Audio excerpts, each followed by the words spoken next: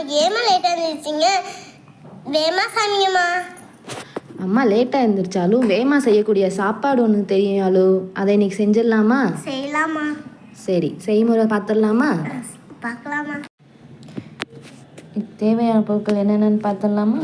வெங்காயம், தக்காளி, தேங்காய், வெள்ளைப்பூடு, மிளகா வத்தல். இது 3 பேர் செய்யக்கூடிய அளவுக்கு இன்றைக்கி நம்ம செய்ய போகிறோம். நான் இன்றைக்கி ஒரு கிளாஸ் பாஸ்மதி ரைஸ் தான் எடுத்துருக்கேன். அதை 3 பேர் சாப்பிட்லாம். நம்ம சாதாரண சாப்பாடு அரிசியில் கூட செய்யலாம். அந்த பாஸ்மதி ரைஸை கழுவி நல்லா ஊற வச்சுருங்க 1/2 மணி நேரம். அது பாட்டு ஊறட்டும். நம்ம இங்கிட்ட அதுக்கு தேவையான இதை ரெடி பண்ணிடலாம்.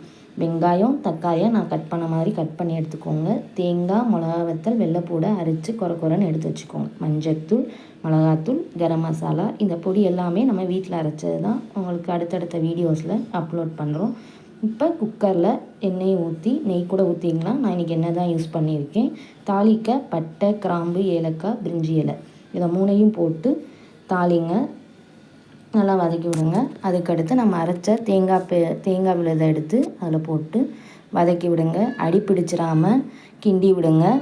கிண்டி விட்டுட்டே இருங்க, இல்லாட்டினா குக்கரில் அது அடி பிடிச்சிரும். ஸோ அடுப்பை சிம்மில் வச்சுட்டு கிண்டி விடுங்க. கிண்டி விட்டுட்டே இருங்க, இல்லைன்னா அடி பிடிச்சிரும். அதுக்கடுத்து வெங்காயத்தை போட்டு வதக்கிக்கோங்க. வெங்காயமும் அந்த தேங்காய் விழுதும் நல்லா சேர்ந்து வதங்கி வரட்டும். அதுக்கப்புறம் நம்ம தக்காளி ஆட் பண்ணிக்கலாம். தக்காளியை போட்டு நல்லா வதக்கி விடுங்க. அந்த தேங்காயும் வெங்காயமும் எப்படி வதங்கி எண்ணெய் பிரிஞ்சு வருதுன்னு பாருங்கள். அதோடு சேர்த்து இந்த தக்காளியையும் வதக்கி விடுங்க. கீழே நல்லா அடிகனமான பாத்திரமாக இருந்தால் கொஞ்சம் நல்லாயிருக்கும். நல்லா தக்காளியை போட்டு மேஷ் பண்ணுங்கள். இப்போ நல்லா வதங்கி வர ஆரம்பிச்சிருச்சு பாருங்கள். நமக்கு பார்த்தாலே தெரியும் 3 சேர்ந்து நல்லா வதங்கி வர ஆரம்பிச்சிருச்சு. இந்த ஸ்டேஜில் அடுத்து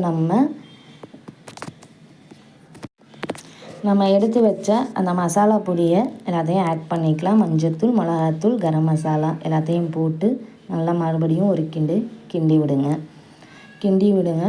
நல்லா அதை நீங்கள் செய்யும் போதே நல்லா பிரியாணி மாதிரி மனம் இருக்கும். இப்போ பாருங்கள், என் குழந்தைங்களே வந்து என்கிட்ட கேட்பாங்க, அம்மா என்ன செய்கிறீங்க? என்னம்மா செய்கிறீங்க? பிரியாணியா? ஆமாம் யாழு, பாரு, டேஸ்ட் பண்ணி பாரு முடித்ததுக்கப்புறம். இப்போ 3 சேர்ந்து நல்லா வதங்கி வர ஆரம்பிச்சிருச்சு. இந்த ஸ்டேஜில் உப்பு ஆட் பண்ணதுக்கப்புறம் நம்ம தண்ணி ஊற்றிக்கலாம். நான் இன்றைக்கி 1.5 கிளாஸ் தண்ணி ஊற்றிருக்கேன்.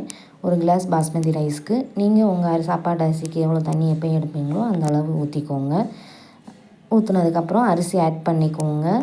அரிசி ஆட் பண்ணிவிட்டு இந்த ஸ்டேஜில் நீங்கள் உப்பு பார்த்துக்கோங்க. உப்பு பார்த்துட்டு உப்பு தேவைப்படுது அப்படின்னா உப்பு போட்டுக்கலாம். நான் போட்டது எனக்கு சரியாக இருந்துச்சு, அதனால் நான் ஆட் பண்ணல. நீங்கள் வேணும்னா ஆட் பண்ணிக்கோங்க. உப்பு நல்லா கிண்டி விட்டுருங்க.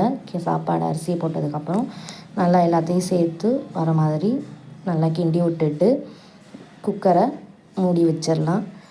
அது 2 விசில் வரதுக்குள்ளேயும் நம்ம தயிர் வெங்காயம் ரெடி பண்ணிடலாம்.